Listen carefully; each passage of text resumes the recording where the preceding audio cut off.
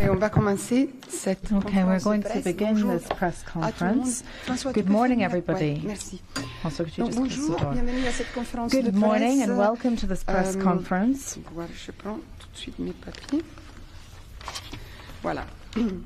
I'm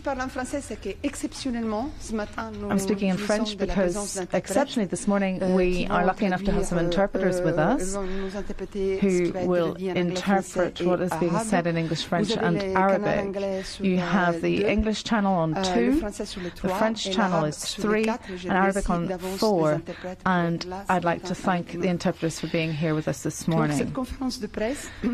So this press conference will present the report that the group of eminent experts on Yemen appointed by the Human Rights Council has prepared on the Yemen conflict since September 2014. We have the privilege to hear from the heads of this group of eminent experts, Mr. Kemal Jendoubi, who is accompanied by Mr. Charles Garraway, is also part of the panel this morning. So we'll begin with the introductory remarks and then I will open the floor for the discussion. I have one more notice to give you. You received the press release that was under embargo yesterday that was sent by Rolando. This morning it's available at the back of the room. You've got an English version, a French version and an Arabic version of that communique. Unfortunately, there's a mistake in the figures of the Arabic and French press releases. The English version, therefore, is the one to go by. If you have it in front of you, in the penultimate paragraph of the French version, you see figures that are mistaken. In English, we're talking about 6,660 civilian losses and 10,563 injured. So 6,660 civilians killed and 10,563 injured. This is actually on the penultimate page, the penultimate paragraph of the first page of the French. So if you can rectify that then as quickly as possible. We will rectify that on the version that will be distributed to you. Thank you very much, and without further ado, I give the floor to Mr. Jendoubi. Merci. Bonjour. Donc Thank you. Good morning. I too am going to speak French because we've prepared this in French and in English, and I'd like to very much thank the interpreters and the information service for allowing us to have the 3 languages available, English, French and Arabic. Obviously, if there are any questions in Arabic later on, we will be very happy to answer them. So, ladies and gentlemen, it's a great pleasure for me to speak with you this morning. Is everything okay for the interpretation? Everybody can hear? Are you okay? No? What's that? Pardon me? It's not working? Yeah, maybe you want to change seat? Maybe you want to change seat? Oh. Can you hear the interpretation? Can you hear the interpretation? We can hear it on the podium, yeah. So only Nick has this problem or everybody? Ça marche? Anne, ça marche? Okay, bon. So you have to change seat, I'm sorry, because it seems to be working there.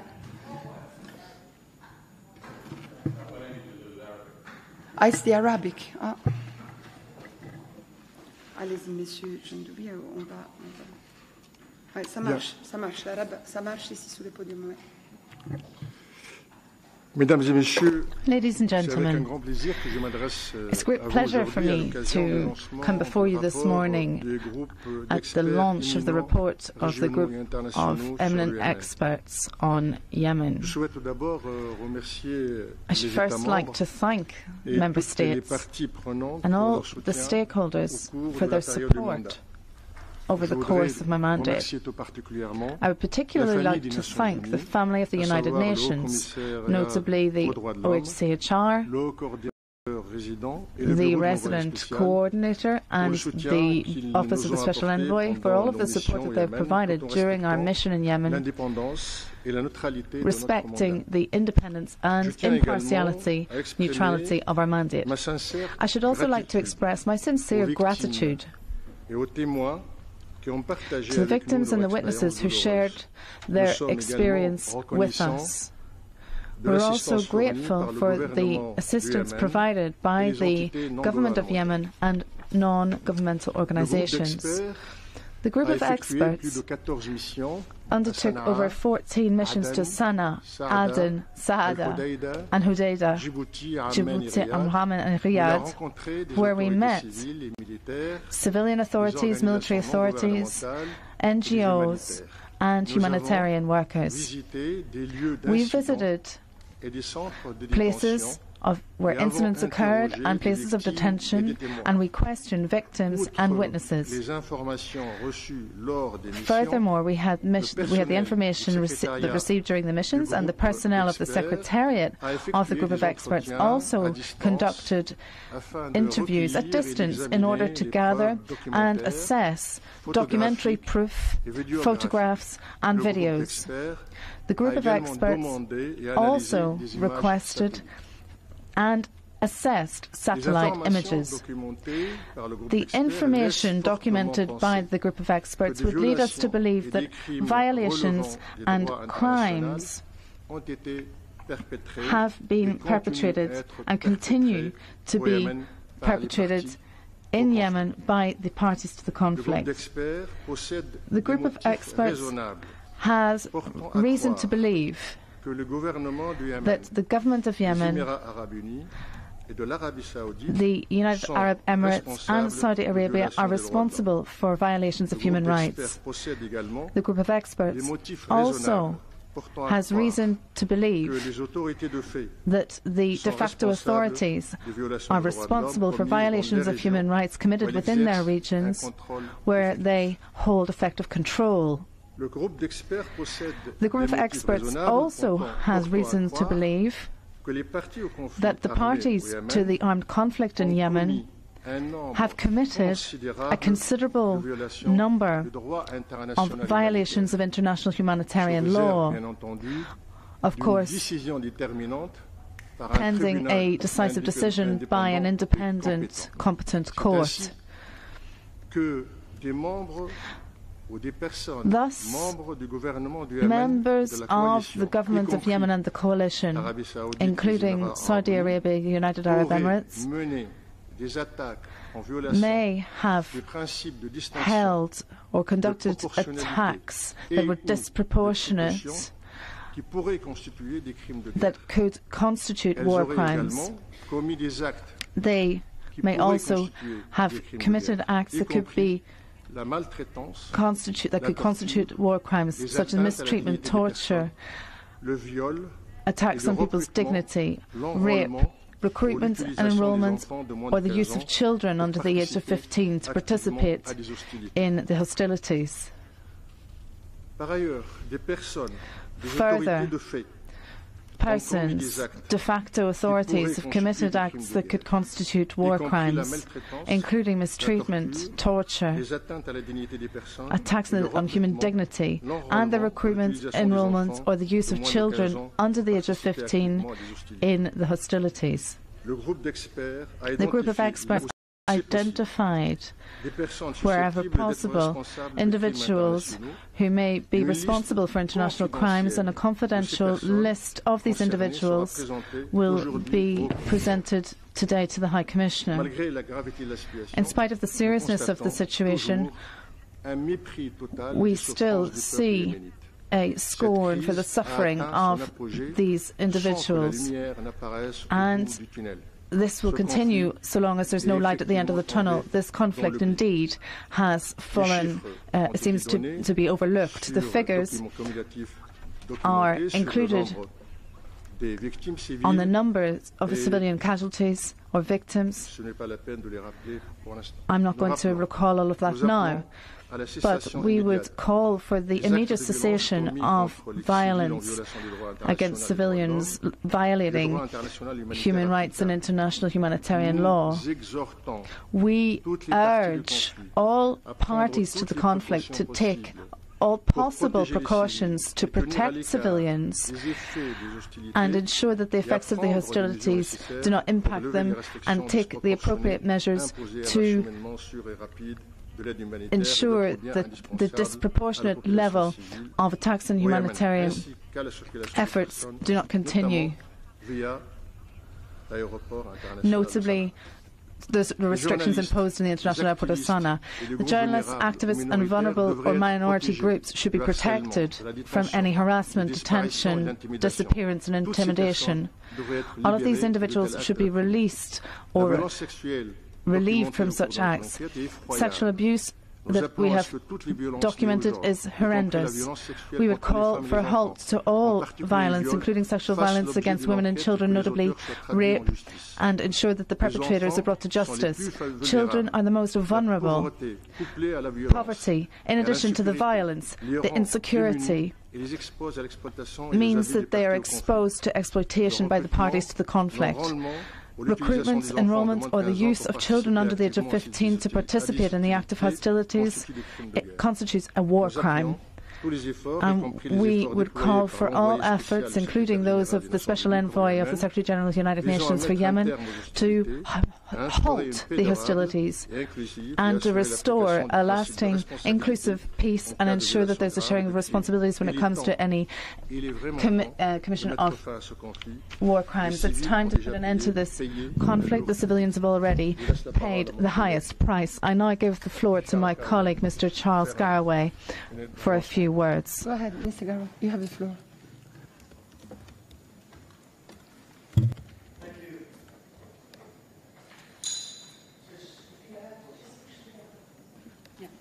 How's that? Good? Thank you. For ease of the Anglophones amongst you, it has been agreed that I will repeat the substance of the presentation in English. However, I will not repeat the thanks given by the Chair to the various parties, because I think that is unnecessary. However, I will start, therefore, with the substance of the report. The group of eminent experts conducted more than 14 missions to Sana'a, Aden, Sada, Al-Hodeida, Djibouti, Amman and Riyadh, where we met with civilian and military authorities, non-governmental organisations and humanitarians, as well as visiting sites of incidents. We interviewed victims and witnesses, conducted site visits, and visited detention facilities. In addition to information collected on missions, a group of eminent expert secretariat staff conducted remote interviews, collecting and reviewed documentary, photographic, and videographic evidence, and commissioned and analysed satellite imagery. Information documented by the group of eminent experts strongly suggests that violations and crimes under international law have been perpetrated and continue to be perpetrated in Yemen by parties to the conflict. The group of eminent experts has reasonable grounds to believe that the governments of Yemen, the United Arab Emirates, and Saudi Arabia are responsible for human rights violations. The group of eminent experts has also reasonable grounds to believe that the de facto authorities are responsible in the areas over which they exercise effective control for human rights violations. The group of eminent experts has reasonable grounds to believe that parties to the armed conflict in Yemen have committed a substantial number of violations of international humanitarian law, subject to a determination by an independent and competent court.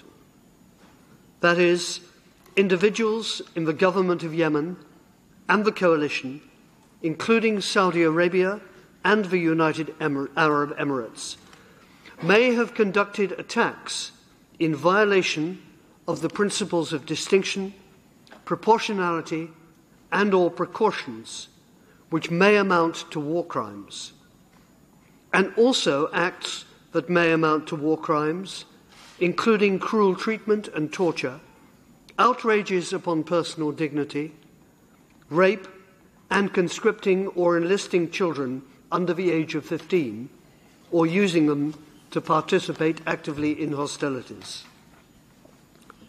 Individuals in the de facto authorities have committed acts that may amount to war crimes, including cruel treatment and torture, outrages upon personal dignity, and conscripting or enlisting children under the age of 15, or using them to participate actively in hostilities. The group of eminent experts has identified, where possible, individuals who may be responsible for international crimes, and the confidential list of individuals will be submitted today to the High Commissioner. Despite the severity of the situation, we continue to witness a total disregard of the suffering of the people of Yemen. This crisis has reached its peak with no apparent sight of light at the end of the tunnel. It is indeed a forgotten crisis. Cumulative figures documented by the 24th of August 2018 show that 22,156,763 people remain in need. 49% are female and 50.6% are children. Among those, 11,255,411 are in acute need. This is tragic. We call for an immediate cessation of acts of violence committed against civilians in violation of applicable international human rights and international humanitarian law. We call for all parties to the conflict to take all feasible precautions to protect civilians from the effects of hostilities. We also urge parties to take the necessary measures to remove disproportionate restrictions on the safe and expeditious entry into Yemen of humanitarian supplies and other goods indispensable to the civilian population, and the movement of persons, including through Sana'a airport. Journalists, activists, and vulnerable or minority groups should be protected from harassment, detention, disappearances, and intimidation. All such persons should be released and such acts cease. Sexual violence, documented in the course of our investigation, is appalling. We call that all gender-based violence, including sexual violence against women and children in particular, rape also, be investigated and perpetrators be brought to justice. Children are the most vulnerable. Poverty, coupled with violence and insecurity, render them defenceless and exposed to exploitation and abuse by parties to the conflict. Conscripting or enlisting children under the age of 15 or using them to participate actively in hostilities is a war crime. We support all efforts, including of the Special Envoy of the Secretary-General for Yemen, to cease hostilities, reach a sustainable and inclusive peace, and ensure accountability for serious violations and crimes. This conflict has to end. Civilians have suffered enough. Many incidents and violations require further investigation. Full investigations would require more time and resources. We also call on the Human Rights Council to remain seized of the matter through extending the mandate of the group of eminent experts to investigate further with a particular focus on accountability and combating of immunity for the most serious crimes. Thank you. Thank you very much, Mr. Garraway. J'ouvre maintenant la discussion. Qui veut So I'd now like to open the floor for discussion. For the speakers. Yeah. Yes, good morning. Lisa Schlein, Voice of America. I've got a couple of questions. You talk about the crimes committed by all parties to the conflict as if it were a crime is a crime, I know that. But you talk as if all of them have committed the same substantial amount of crimes. I wonder whether some perhaps are more guilty than others, like we've had reports consistently about the horrific damage done by the Saudi Arabian airstrikes, where they are more culpable in regard to killing civilians than any of the other people. And I suppose when you refer to the ad hoc authorities, you mean the Houthis. Am I correct about that? I just want to be absolutely clear I've got that right. So maybe all crimes are equal, but perhaps some crimes are more equal than others. To be a little Orwellian about that, if you could discuss that. And also, is it your intention to refer, I don't know, the individuals that you have listed who you believe have perpetrated crimes to the International Criminal Court, or is it not possible to refer the government to the International Criminal Court because there are so many other people outside of the government who are also guilty of crimes? Thank you. Thank you, Lisa. Mr. Garraway, you want to tackle this? Thank you. We do not seek to allocate percentages of blame on any particular party. What we have sought to examine is the pattern of violations. And there are a number of areas which we have covered in our report.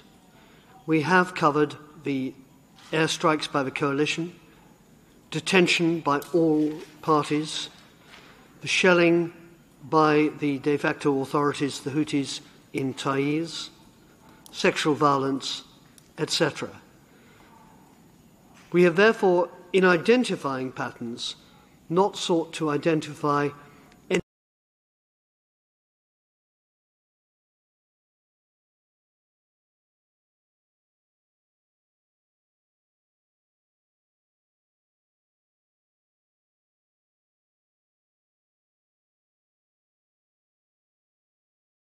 Al-Qaeda and Daesh, who are also involved in Yemen. Of those parties, none have clean hands. And I think I will leave it at that. Insofar as the International Criminal Court is concerned, the vast majority of the members of the coalition are not parties to the International Criminal Court, and therefore we have urged in our report that examination should be made of national and international accountability measures, but we have not identified any particular way in which accountability can be reached. Thank you. Stephanie. Thank you. Yeah. Thank you, Reuters. Stephanie Nabehe. Soit en français, soit en anglais. Can you tell us, please, I don't see any reference in the report, 41-page report, to Western countries supporting the coalition with military, intelligence and weapons and so forth, specifically the U.S. and the U.K. Neither do I see any reference to an Iranian presence in the country. How is that? And were you not able to examine it? Or do you not have anything to say about that in terms of potential complicity?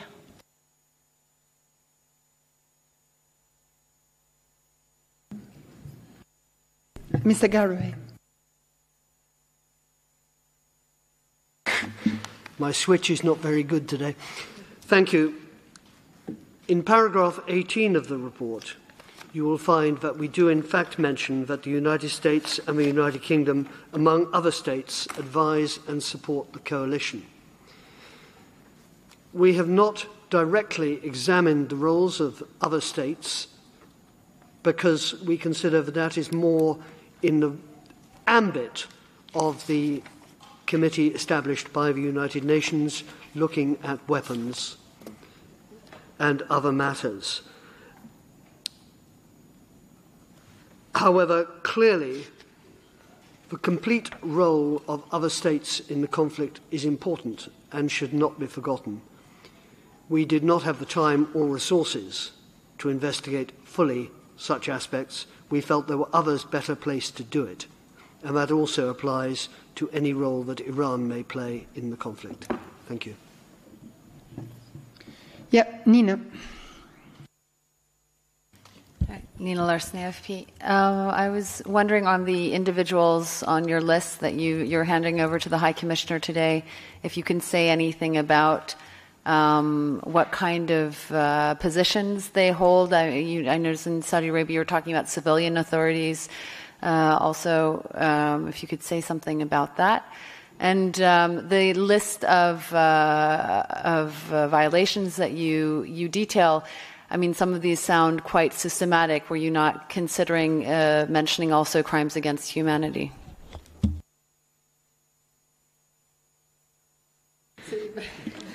These are legal questions. We'll go to Mr. Garraway again. Go ahead. Thank you. Thank you. The list is by nature confidential and must remain so. And therefore, I will go into no further details on that.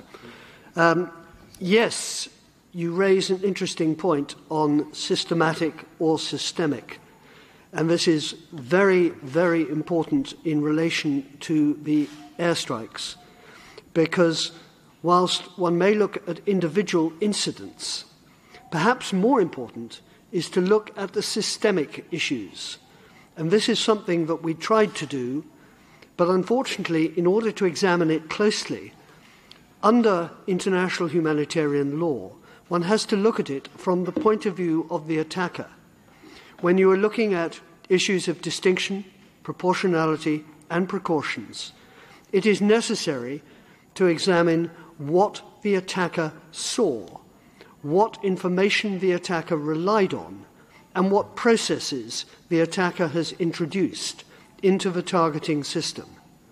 Unfortunately, we were unable to obtain adequate information on this, despite requests to the coalition authorities.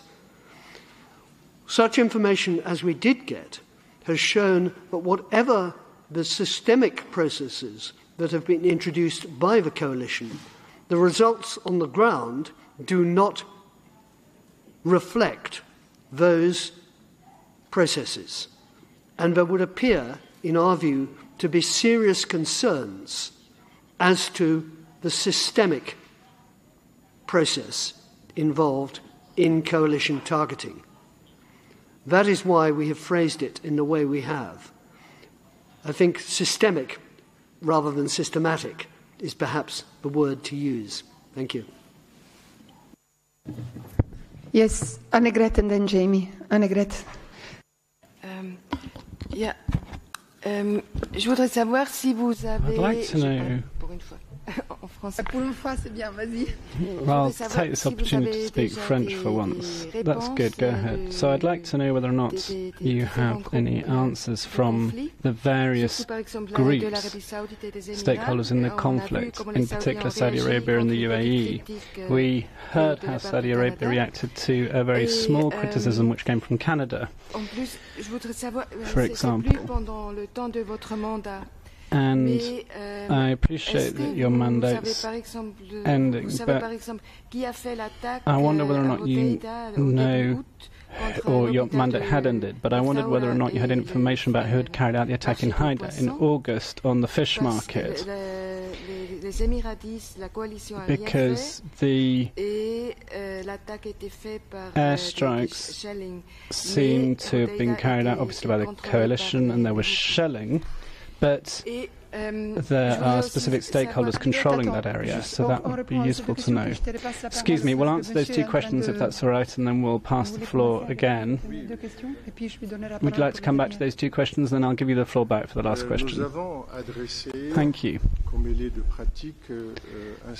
As is our practice, we've sent a list of questions and requests for information to the various stakeholders in the conflict, including the Yemeni government, the government of Saudi Arabia, the government of the UAE, and the de facto authorities,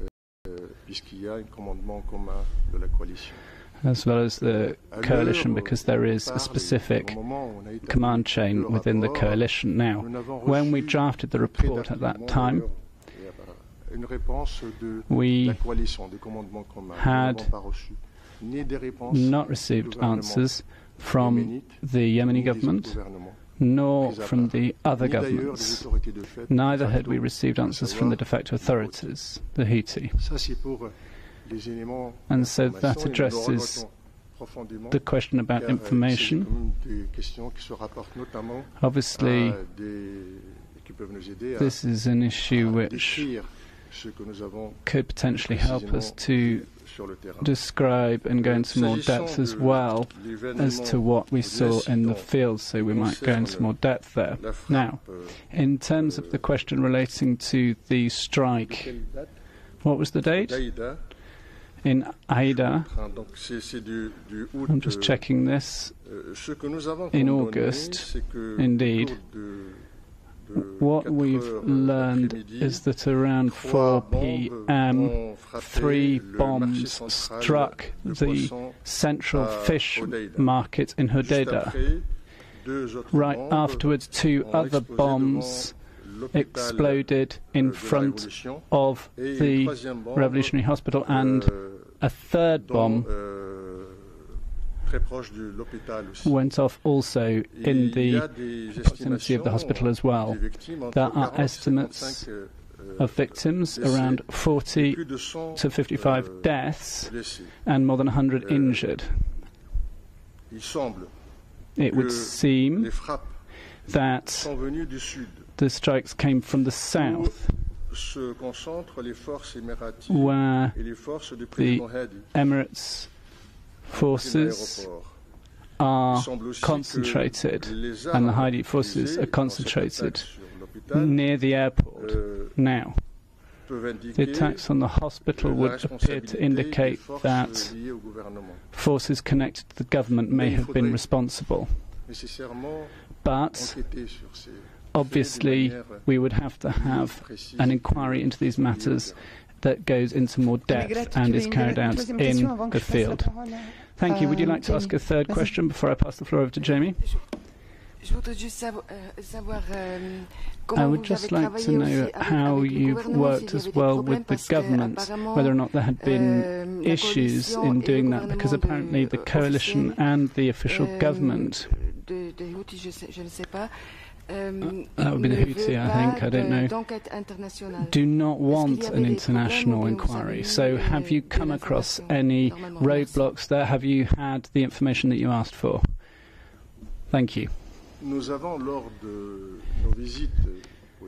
During our visit to Yemen, we met those responsible for government, particularly in Aden in the south, and we met the President of Yemen, President Hadi, in Riyadh. And during those exchanges, we did have information relating to a number of allegations, in particular relating to alleged violations of human rights. Further, as I say, we officially have sent a series of questions and requests for information to which we have not to date replied any response. Thank you. So I'll pass the floor now to Jamie, Press Association. Good morning, Jamie, Associated Press. I have a few questions, I'm afraid. The first is has to do with your access in the areas. Do you feel like you've had proper access to both sides of the conflict line, the main conflict line. I'm thinking in particular about visiting prisons and wondering if you've had access to prisons in Sana'a in particular, because presumably that could have an impact on the thoroughness of your reporting. Secondly, I'd like to ask about the sources of your information, particularly with regard to sexual violence within prisons, if you could give us some details about that. And then, what was the third one? The report, let me just, on the same theme, the sexual violence, the report, as Lisa had mentioned earlier, about the question about sort of degrees of culpability and who has created the greater sin, so to speak. The report, if I am reading it correctly, does not refer to rape and sexual violence in the areas of the de facto leaders, only on the side of the Yemeni government. What do you attribute that to? Thank you.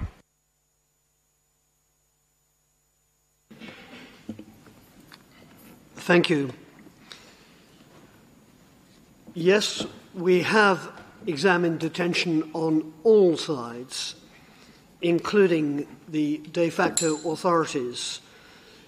Insofar as the de facto authorities are concerned, we were able to visit Sana'a Central Prison, and you will find reference to that in paragraph 74 of the report. However, unfortunately, access to the National Security Bureau and Political Security Organization in Sana'a and the areas that they control was conditioned by the de facto authorities on guarantees that they would not be targeted by airstrikes.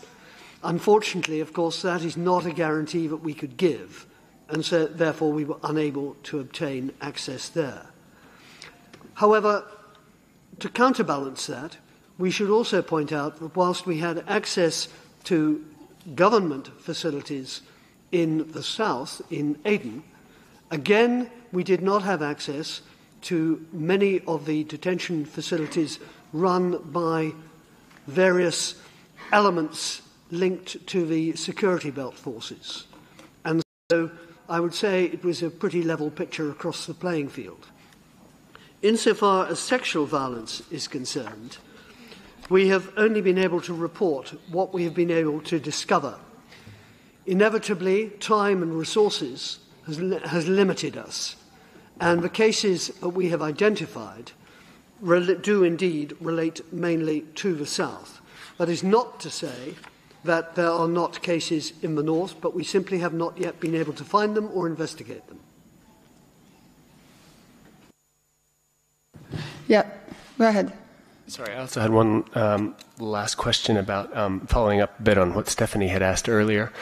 With regard to the coalition and the support from foreign forces, from foreign donors, benefactors, if you will, the United States, Britain, Iran. You say in your one of your recommendations or one of your calls is that foreign international participants stop furnishing weaponry, if I'm not mistaken, to the combatants. Who specifically do you have in mind when you're making that call? Thank you. Thank you. We have not identified any particular state or states in that particular recommendation, but wherever weapons are reaching Yemen from, that was a Freudian slip there, I quickly add, reaching Yemen from, then attempts should be made to prevent that. It is the problem in Yemen is the conflict. So long as the conflict continues, there can be no peace, and there can therefore be very little accountability or relief to the suffering of the Yemeni people. And it is to try to reduce that risk of extending the conflict that we have recommended that weapons sales should be restricted. Okay, so Jamie, please quickly, because we really have more people on the list. The question is why not? Because, as you know, a lot of advocacy groups have come out decrying the sale of weaponry by the United States and by, there's a slip, the United States and Britain to the coalition. Why are you not pinpointing that? And are you just papering over something that is a concern to many people in the international community? No, I think you're being somewhat unfair to our mandate here. Our mandate is limited to violations of international law within Yemen. Issues such as the supply of weapons is, strictly speaking, outside our mandate, although, of course, it affects the events that are going on in Yemen. There are others who are investigating issues of weaponry and the use of weaponry in Yemen, and we felt that it would be unfortunate indeed if we crossed paths with them. We felt best left to those who are actually tasked to deal with that. Thank you. Thank you, Mr. Garraway. I have Ahmad and Nick on my list, and then we will have to close. Ahmad, please go ahead. You can ask your question in Arabic if you want. Yes.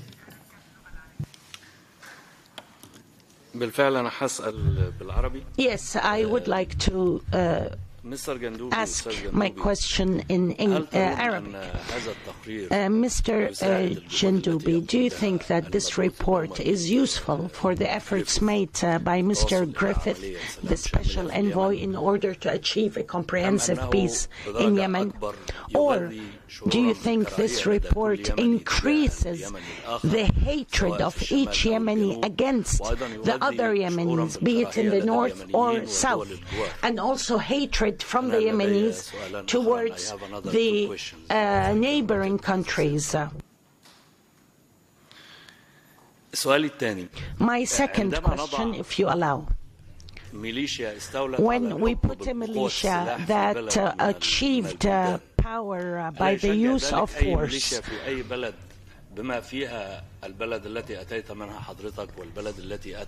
isn't that also what made or encouraged your country and the country of Mr. Garraway? Does it encourage militias in other countries such as your own? Thank you for your question.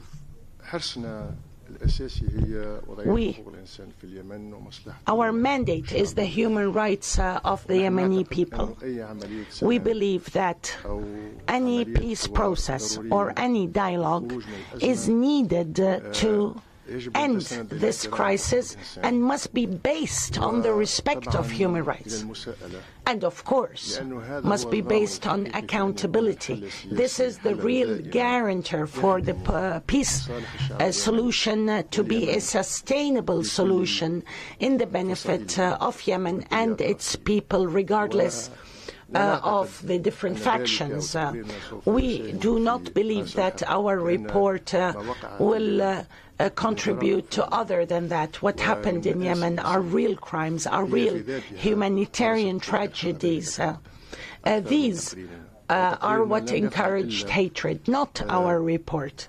Our report is merely documenting some facts. In fact, due to the shortage of time and resources and the difficult security environment, we could not reach all and could not reach all the regions we would have liked to visit.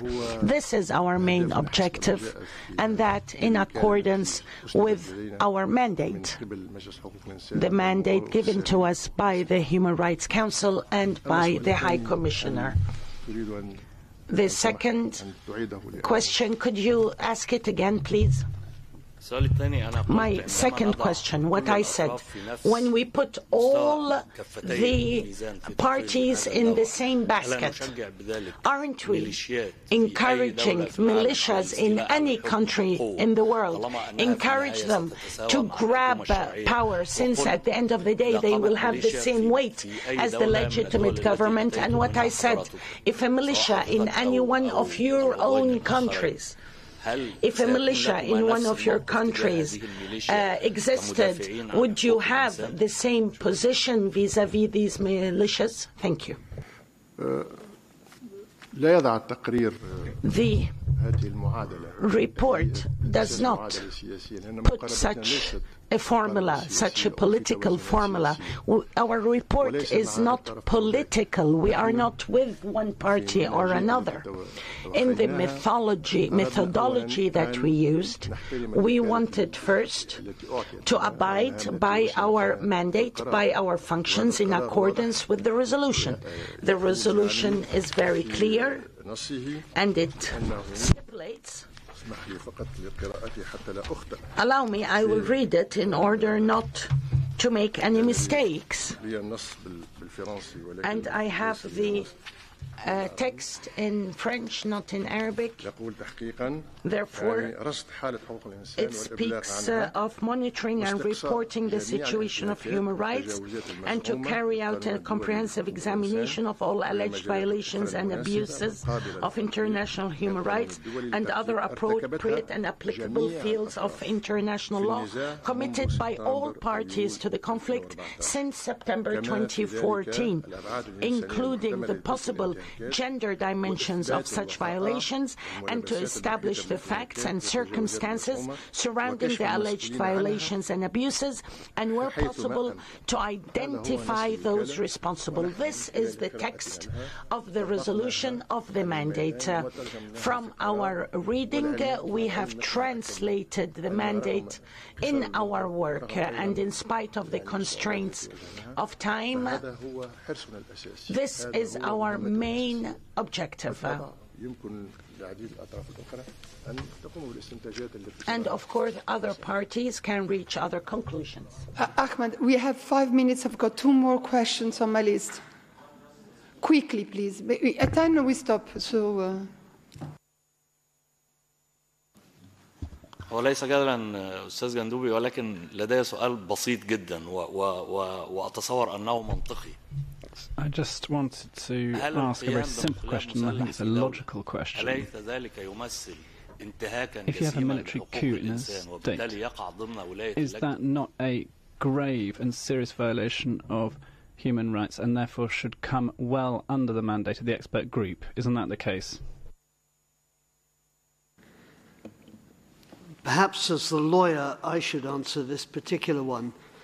There is a distinction between what we call the jus ad bellum, the right to use force, and the jus in bello, international humanitarian law, the law of armed conflict.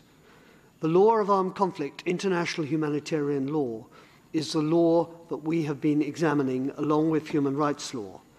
That applies to all parties equally to the conflict. It does not try to assess responsibility for the start of the conflict or for the continuation of the conflict. That is a separate issue which we consider to be outside our mandate. Thank you very much. Nick, I'm sorry, but you have to be fast. Go ahead. New York Times. The report assigns responsibility to government. So I'm wondering, in this list of names that you're submitting to the High Commissioner, although it's confidential, are you limiting that to perpetrators on the ground, or are you identifying people with some form of command responsibility in capitals? And secondly, were you able to get access and to examine the targeting selection procedures by the coalition? You talk so much about the cost of the airstrikes. So were you able to look in detail at that process and identify the flaws in it?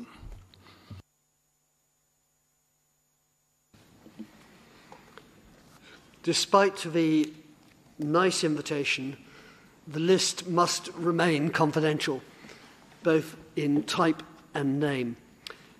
However, on your second question, which relates specifically to the targeting process, that was our problem. We have not been able to access fully the targeting process applied by the coalition.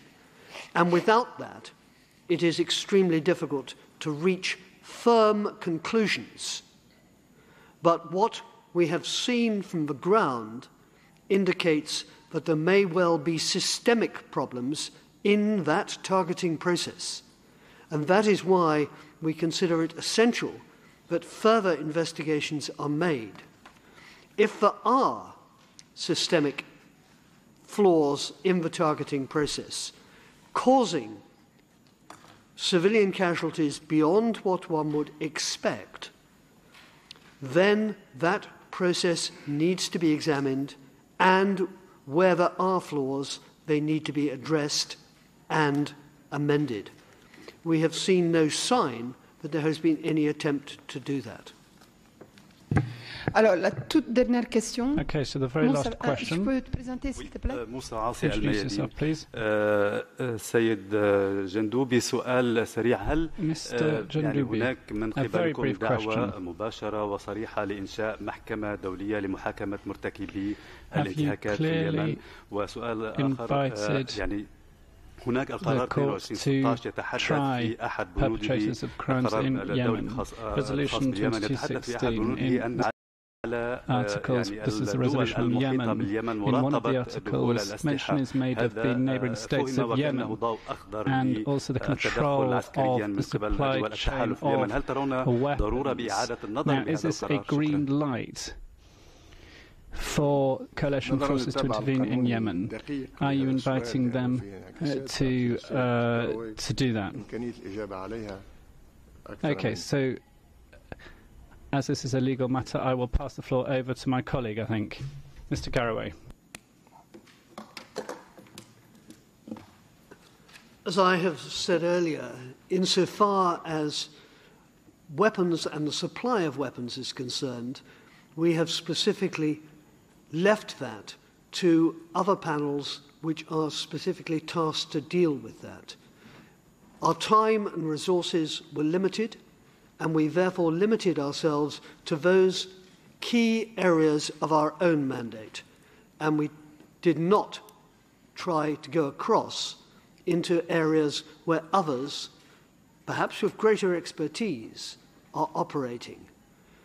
We see this as part of a process involving a number of different entities dealing with Yemen. We do not want to cause any difficulty to the UN group of experts, the panel of experts, or to the efforts by the special representative. We see ourselves as in a collaborative effort there. Okay, I'm sorry, Jamie. You had your chance. They have to leave. Taha, it's the same thing. I'm sorry, I have been given a time. I know that for Mr. Garraway and Mr. Jendoubi, it's been already quite complicated to come here for 1 hour. I thank them very much. Merci beaucoup d'avoir été avec nous ce matin. Thank you very much for being here with us this morning. Pour votre travail important. Et je vous donne rendez-vous d'ici une demi-heure pour le briefing de presse. Merci beaucoup. Work.